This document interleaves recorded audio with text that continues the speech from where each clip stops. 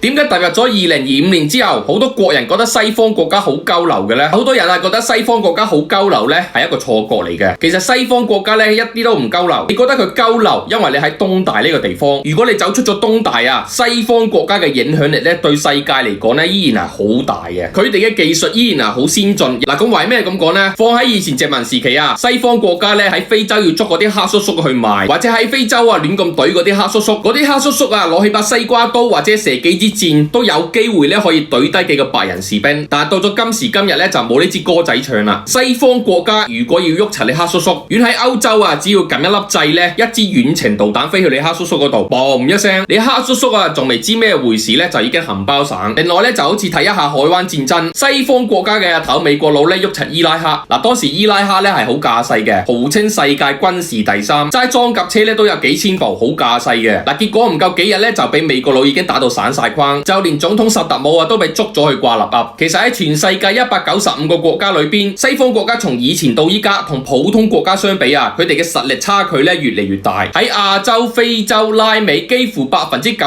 嘅國家，就連一個發動機都整唔到出嚟。飛機啊、大炮啊、坦克啊、裝甲車啊，更加唔使講。就連聯合國嘅第6常印度佬，如果西方國家話要制裁佢啊，西方國家喺遠程啊鎖咗佢嘅精密機床，印度佬咧就連摩雞嘅發動機咧都整唔到出嚟。印度佬咧喺全世界嘅工業國裏邊咧都係算幾犀利嘅。咁其他國仔咧更加唔使講。西方國家如果話要制裁你咧，你就會即刻收皮噶啦。所以西方國家嘅實力咧一啲都係唔鳩流嘅。佢哋依家除咗東大之外咧，佢哋嘅實力依然係領先其他國家嘅9條街。